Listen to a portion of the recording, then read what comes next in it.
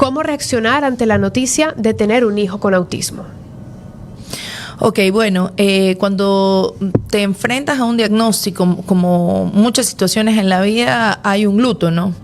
El luto del hijo que pues no es lo que tú esperabas.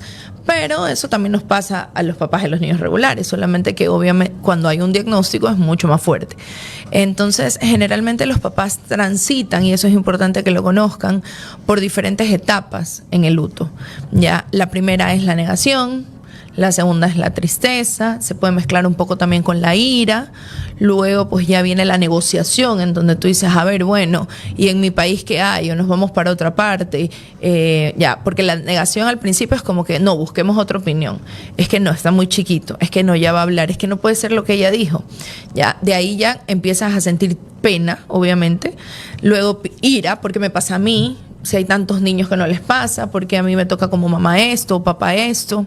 Luego ya viene, como te digo, la negociación, en donde uno ya dice, va asimilando y uno dice, bueno, a ver, ¿qué hago? ¿Me quedo aquí? ¿Me voy a otro país? ¿Me voy a otra provincia? ¿Me viajo a Guayaquil? ¿Me quedo con la familia? ¿Dónde hago terapia?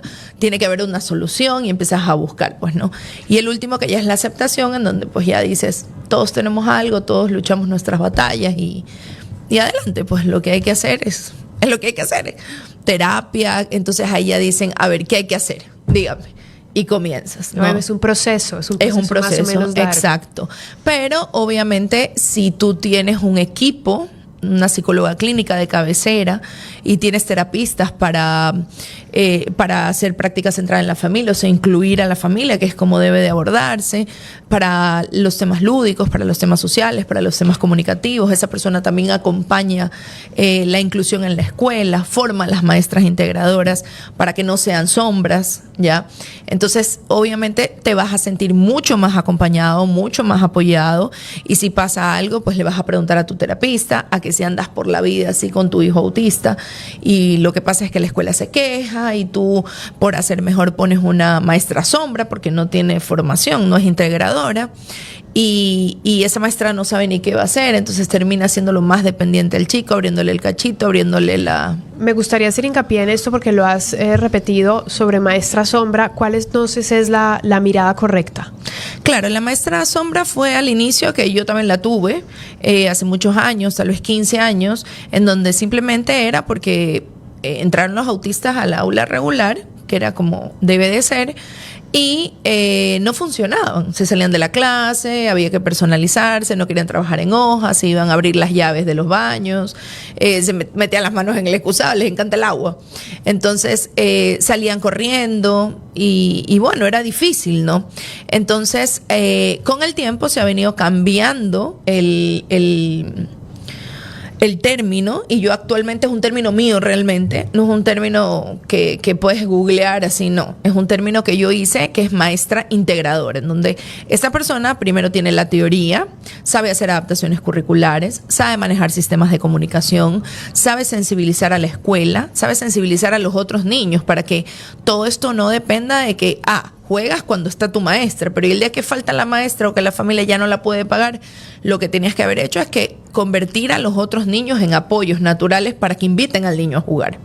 Ya, entonces hay mucho detrás de una maestra integradora. De hecho, yo tengo un curso que se llama Cómo ser maestro integrador para niños con autismo en aula regular. ¿Sí? Uh-huh. Son 4 módulos, cada uno es como de 3 horas y media, pero como que te doy todo a lo que te puedes enfrentar, a las demandas educativas, qué es el autismo, cómo se manifiesta, qué dicen los autistas, porque ahora con las redes también es muy importante poder escuchar a los autistas adultos, qué le funcionó, qué no le funcionó. Por ejemplo, los autistas dicen, estamos totalmente en contra del ABA, ¿ya? Porque es una terapia de entrenamiento que se usa en perros, que se usa en diferentes situaciones y que no debe ser usada para nosotros porque corta la creatividad, corta la espontaneidad, hace personas nerviosas.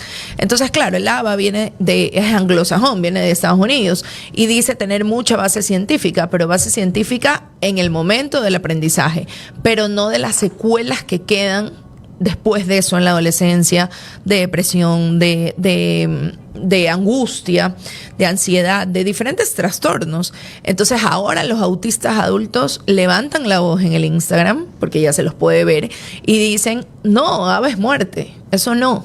terapias que atentan contra nuestros derechos, contra lo que nosotros queremos, que tienen checklist que van pasando para enseñarnos, cuando no se aprende así, se aprende mediante el juego, la música, las historias sociales, los apoyos visuales. Bueno, ese es otro tema. Entonces, es súper importante y como hay muchas familias que no pueden tener un equipo terapéutico, yo hice este curso, lo hicimos en la Casa Grande, hicimos 4 módulos, 4 sábados, y bueno, ahora está en la página web para el que no tenga esta oportunidad de tener todo un equipo armado, porque obviamente no todo el mundo puede acceder a eso, pero por lo menos puede decirle, ok, te voy a contratar para que estés con mi hijo, toma este curso, y de esta forma vas a poder llevarlo de mejor manera. Ok, vinculado entonces con lo que estás hablando y volviendo al tema de las preguntas, una que se asemeja mucho y ahí la puedes explicar mucho mejor, nos preguntaban, ¿deben ir los niños con autismo a un colegio especial? No, para nada. De hecho, hace muchos años hacíamos inclusión en centros especializados, pero para mí, con mucho respeto, me parecían como guetos. Estaban todos los chicos que tal vez no cumplían con un estándar o estaban debajo del promedio o tenían alguna condición o tenían parálisis o tenían síndrome de Down. Y era como un gueto, o sea, como decir, para que no molesten, los metemos todos ahí. Cuando debe ser, de ahí pasamos al aula de apoyo, en donde tú ibas supuestamente integrado, pero realmente pasan lista y sacan a todos los autistas al aula de apoyo. Entonces ahí te encuentras con chicos que están con sintomatología más fuerte que tú, otros con menos, pero sigue siendo un gueto dentro de la escolarización. Entonces era una escolarización ficticia. Obviamente era lo que había en esa época, ¿no? Cuando Entonces, dices ahora, esa época, ¿es cuándo? hace unos 16 años era lo que había. Y bueno, el aula de apoyo ya se fue extinguiendo, gracias a Dios, y ahora tenemos el aula regular, que es lo mejor, y por eso es que muchas escuelas piden estos apoyos que digo, pero cuando las mamás no ponen personas formadas o no tienen equipo, simplemente pagan un sueldo para que vaya a acompañarlo. Y en ese ir a acompañarlo, le abre el cachito, le abre el cierre, no lo hace jugar, se sienta en el recreo a comer la tutora. Entonces es una tutora sombra, porque no está potenciando absolutamente nada. Y los niños necesitan estar en estos espacios con maestras integradoras. ¿Por qué? Para poder copiar el lenguaje de los amigos, para poder aprovechar las dinámicas, para poder entender que cada cosa tiene su momento, ¿sí? Que hay momento para jugar, hay momento para ir al baño, hay momento para lavarse las manos, hay momento para ir al patio, hay momento para el saludo, y eso estructura la mente de un autista. Disciplina, en otras palabras. Estructura, sí. Entonces, lo bueno del aula regular es eso, más que obviamente el niño autista es muy imitativo, la niña autista son imitativos, entonces necesitan de los regulares para poder imitar y funcionar mejor. Y no solo es de una vía, porque también es importante decirlo, realmente los chicos regulares o neurotípicos que están con inclusión de autistas en el aula, adquieren valores que no se aprenden en la vida, que no se aprenden generalmente en la escuela. El respeto, la solidaridad, el no ser competitivo sino cooperativo, entre tantos otros. De hecho, tenemos unos sistemas de comunicación por fotos. En algunos llega a ser un sistema de comunicación, en otros llega a ser simplemente apoyos visuales, dependiendo de la necesidad. Pero se forma y se sensibiliza al niño regular, que cuando ve las tarjetitas tiradas en el piso, muchos dicen, ay no, levanta las palabras del amigo. O sea, si no, no va a poder pedir al baño. O sea, todo depende de cómo lleves el aula, ¿no? Claro. Bueno, interesante. ¿Cómo debe ser la comunicación con una persona con autismo? Preguntaban.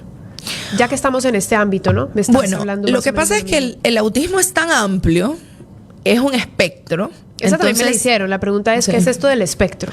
A ver, el espectro es que primero que ningún autista va a ser igual al otro. Yo tengo casi 20 años ya haciendo esto y no he conocido uno igual a otro, así como no hay ninguna familia igual a otra, ¿ya? Entonces, por ahí comenzamos por el lado de ser únicos. Y después el espectro habla de que pueden haber diferentes habilidades y retos. O sea, te voy a poner un ejemplo para que se comprenda.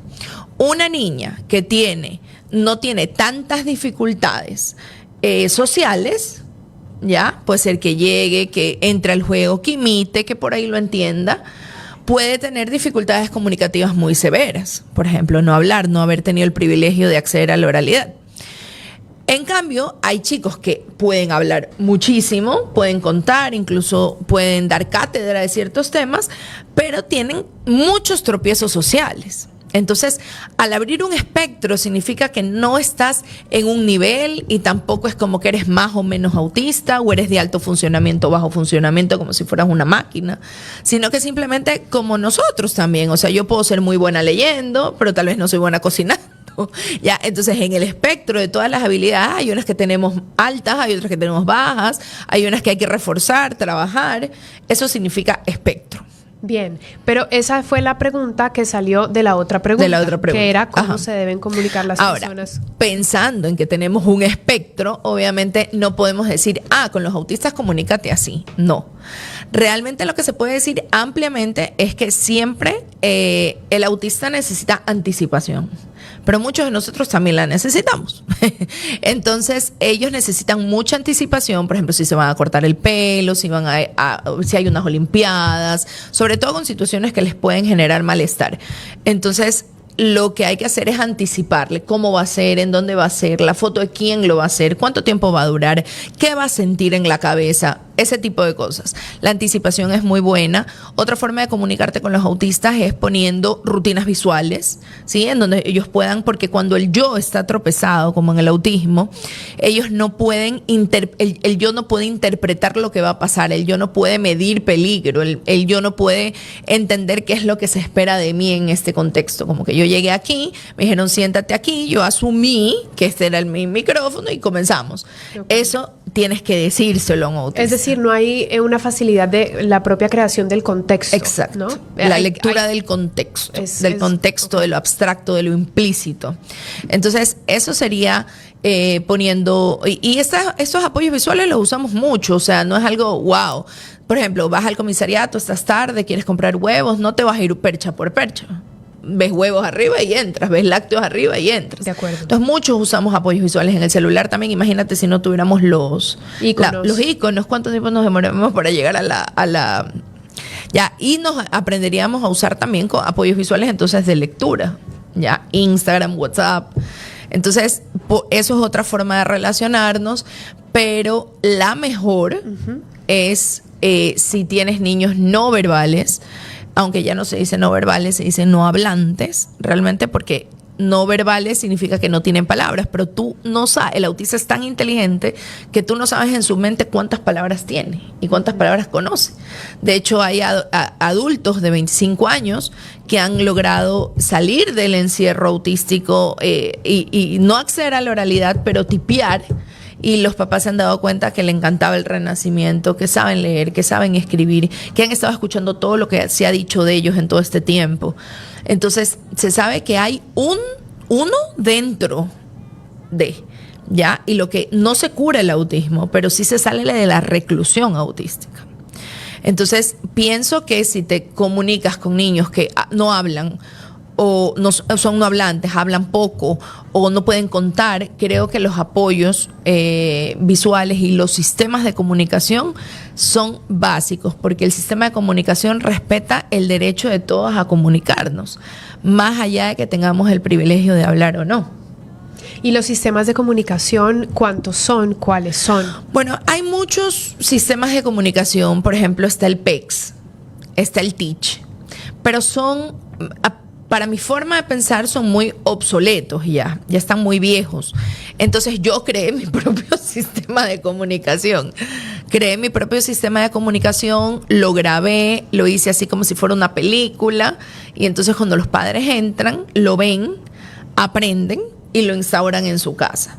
Y es un sistema que va evolucionando. O sea, primero es para que el niño aprenda que esto significa, por ejemplo, pluma, entonces la escucha, ve la pluma, ve la foto, conecta la palabra. Asocia. Ya, entonces es alternativo hasta que aparece la palabra, empiezas a asociar, empiezas a ganar vocabulario, entonces ya se hace aumentativo. Luego también se hace para anticipar el día y evitar comportamientos disruptivos, porque muchas veces se cree que los comportamientos disruptivos son características del autismo. Y no es así. Son consecuencias de la falta de apoyos. Si un chico viene y te cachetea, te pega o te empuja, es porque está frustrado, porque no puede comunicar, pero no porque el autista es agresivo. ¿Ya? Bueno, un regular también. Exacto. Ya, entonces el regular te pega incluso hablando. Ya, entonces por ese lado, de ahí le anticipas. También cuando ya sabe que tú mediante esas imágenes tú le estás anticipando, entonces el chico, el niño, la niña, quien sea, la persona, puede también entender los cambios que tú le ingresas en la rutina y que no sean tan caóticos para ellos. Ok, entiende que dentro de la estructura puede haber modificaciones. Claro, va por pasos, pues, ¿no? Primero tienes que entender la estructura y de ahí que va a haber modificaciones. Y por último ya empieza a desplegarse la frase en donde ya aumentan el vocabulario.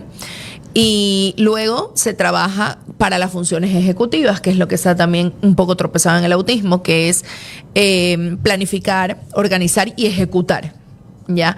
Entonces, mediante esas fotos ponemos rutinas, por ejemplo, cómo hacer un sándwich, cómo lavarte, bañarte, pero hay unos que puede ser más general, hay otros que sí necesitan lávate adelante, la cabeza, lávate atrás, lávate a los lados, o sea, dependiendo de la comprensión, ¿no? O del nivel cognitivo de cada persona. Pero realmente yo siempre me invento mis cosas, porque ya con tantos años, yo pienso que eso es lo que funciona. Entonces me inventé mi maestra integradora y mi curso, me inventé mi sistema de comunicación aumentativo y alternativo, me inventé mi sistema de estimulación del lenguaje, porque los padres, durante años yo estuve diciendo como que jueguen, pero realmente los padres no saben jugar. Muchas veces, y peor cuando tienes un hijo autista y se desencuentra de ti y es difícil. Entonces, ahora dije no, ya este año dije, no me voy a seguir enfocando en el juego porque hay unos que sí lo logran, otros no, pero voy a dar la posibilidad de enseñarles, tienes que estimular esto, esto y esto. Y lo vas a hacer en las rutinas de la vida diaria, creando experiencias significativas. Entonces les di un curso y parece que nos va mejor. Bueno, llegan más preguntas ya ahorita en vivo, porque las otras eran previas al programa y a ti también te llegaron unas. A ver, Alnis Márquez dice, lastimosamente las escuelas en su mayoría no quieren atender a nuestros hijos con alguna dificultad de aprendizaje.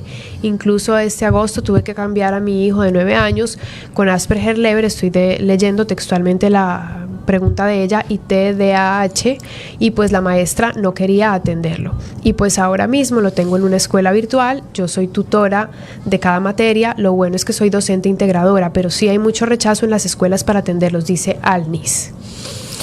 Sí, a ver, hay varias cosas ahí. La primera es que muchas escuelas muchas veces abren sus puertas con las mejores intenciones, pero hay familias y familias. Entonces hay familias que cuando ya tienen el cupo no buscan terapia, no buscan equipo, no buscan poner maestra integradores, simplemente como que ya me lo cogiste y ya. Y esa es una parte de la familia. Entonces, ¿qué pasa con la escuela? Se pasa un año con este chico que no se sienta, que se sale, y que a la larga lo que le importa a la escuela es que aprenda, ya, que no está aprendiendo, que no está socializando, aunque eso no le importa tanto a la escuela, pero que no está aprendiendo, que es disruptivo, que los otros padres se quejan, porque los mismos padres se quejan, es impresionante, ya. Entonces quedan como con esa mala experiencia, ¿ya? Y ya no quieren abrir las puertas. Con las escuelas que a mí me va bien es porque les hemos demostrado de que el niño tiene un equipo detrás de ellos. Claro, hay que hacer un trabajo doble, ¿no? Exacto. Como en la escuela y en la casa. Es como que, a ver, yo te pongo el saber académico, pero tú dime cómo trato a este chico, dime dime las estrategias, dime qué hago cuando se sale, dime cómo lo manejo, Okay. Mándame un apoyo, ¿ya? Entonces ahí las escuelas que ya han experimentado esta inclusión fácil, gratificante a la larga, porque ahí te das cuenta cómo mejoran y después dicen, wow, ahora está en cuadro de honor, habla todo, se presenta, es maravilloso. Porque los autistas son maravillosos, cuando se saben las reglas las siguen. Entonces, ahí dicen, mándame más. Y hay escuelas que pues reciben muchos niños, ¿sí? Ahora, también hay escuelas que reciben niños sin equipos, pero porque tienen terapias en la tarde o yo qué sé, más allá de que sean las correctas o no. Y también hay el grupo en donde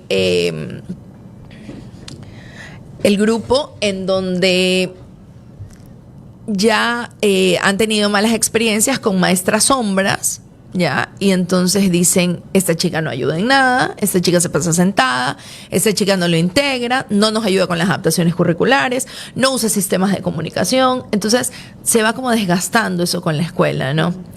Y bueno, y también nosotros vamos a sensibilizar escuelas, les hacemos dinámicas. Entonces, porque yo sé que es un derecho la inclusión, pero a la hora de la hora no es así, porque las maestras no están capacitadas.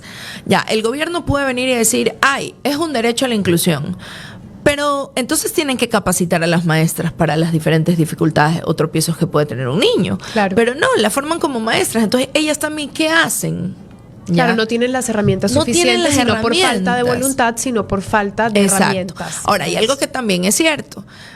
1, 2 chicos con autismo dentro del salón es manejable, pero tú tampoco puedes meter de 15, 10. Claro. Porque si no tienen las estructuras de trabajo, si no tienen un equipo terapéutico, si no tienen una maestra integradora, esa aula va a ser un caos.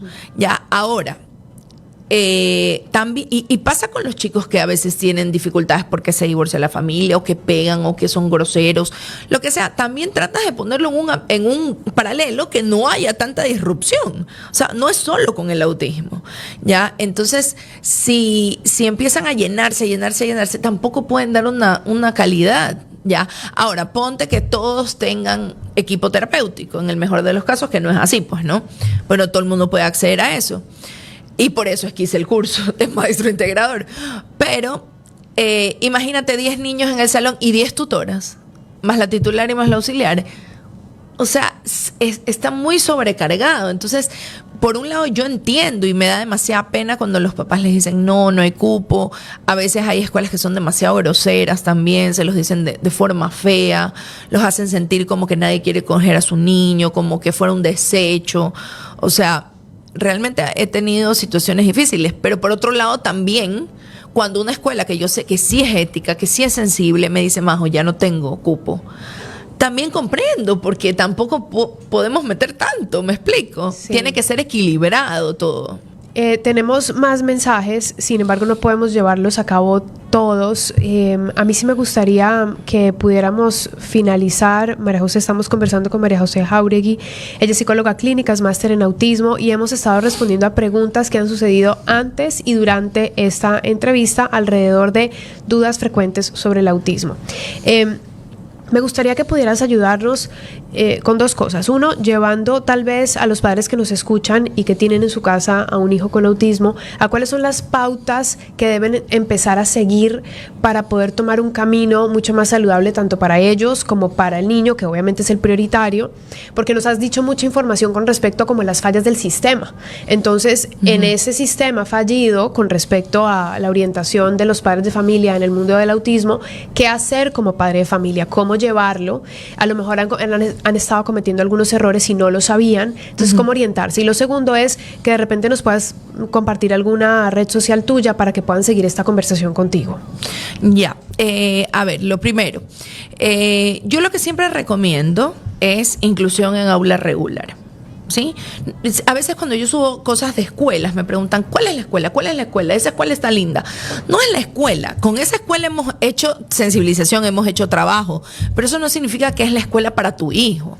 ¿Cuál es la escuela para tu hijo? La escuela donde tú vas y dices, mi hijo tiene autismo,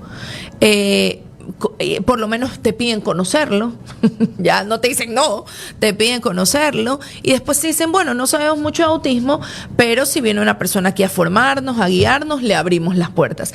Esa es la escuela ideal, la que tiene el deseo de trabajar con ese niño, independientemente del diagnóstico, condición o de lo que le pase. Ya, eso en el aula regular. Segundo, no contraten maestras sombras simplemente porque el colegio se los pide. Van a pagar un sueldo básico, van a pagar 350 y van a botar la plata a la basura porque estas personas no están capacitadas, sino que al contrario, muchas veces, y no quiero sonar mal, pero lo hacen como un cachuelo. Ya, como que, ay, me gano mi plata en la mañana y de tarde hago otra cosa. Las maestras integradoras trabajan en la mañana y sin ningún extra van a formarse todas las tardes a mi consulta, ¿ya? Y están en los lúdicos, están en todas partes y van a los grupos de apoyo, van a los grupos de estudio.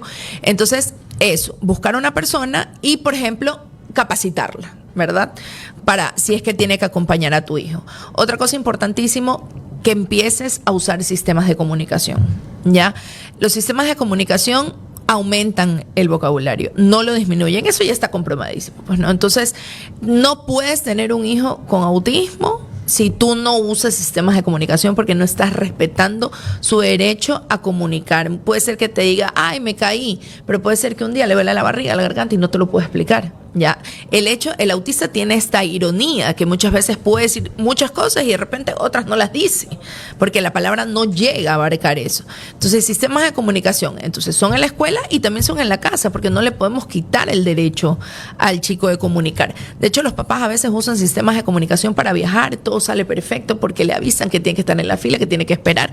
Pero cuando regresan acá, van a un parque y ni siquiera llevan la foto de los helados de la cola a ver qué quiere comer el niño. ¿Ya? Y le dan lo que ellos quieren. Entonces el niño ahí pierde el interés en el sistema de comunicación porque dice, no es de doble vía, ¿ya? Otra cosa también, el error más grave es cuando pasas por neurología. El autismo no está en el cuerpo. Puedes escanearte pies a cabeza, encefalograma, tomografía, prueba genética, gastar millonadas de plata y el autismo no sale nada. ¿Ya?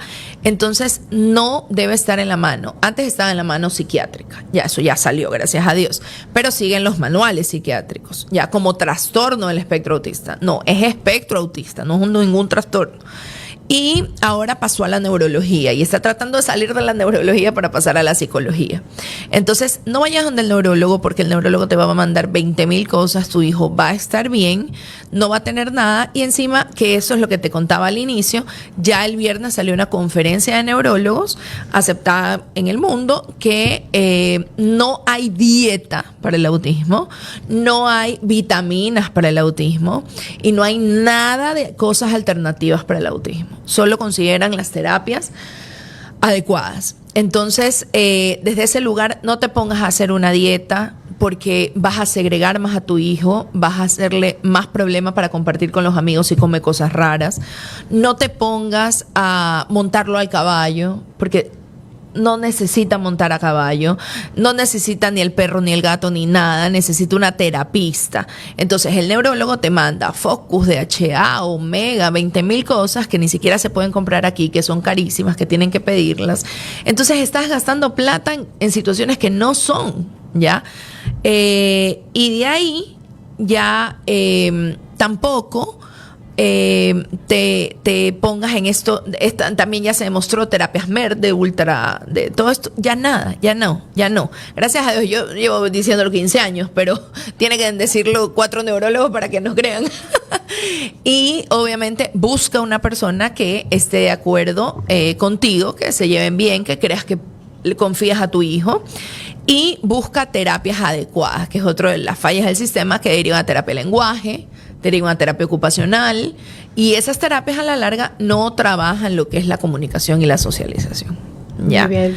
Entonces eso, y ármate de toda tu red de apoyo para que te sostengan cuando estés cansada, porque es más fácil si el chico tiene que estar estimulado, hablado, que venga tu mami y lo lleva al parque, que te con red de apoyo, absolutamente todo es más fácil. María José, ¿nos puedes dar una red social donde la persona que tal vez yo no haya alcanzado a leer su pregunta pueda hacértela directamente a ti? Sí, claro. Mi Instagram es María José Jauregui autismo. Ahí la estamos viendo. Sí, ahí la estamos viendo. María José Jauregui autismo, y el lugar donde trabajamos se llama la Casita de los Elefantes. Ok, muy bien. Ahí está entonces, hemos conversado con María José Jauregui, psicóloga clínica, máster en autismo, respondiendo a las dudas frecuentes sobre el autismo, y esperamos que esta información que hayamos compartido hoy, que tú has compartido hoy, pueda ser útil para nuestra audiencia. Gracias por venir. Muchísimas gracias por invitarme.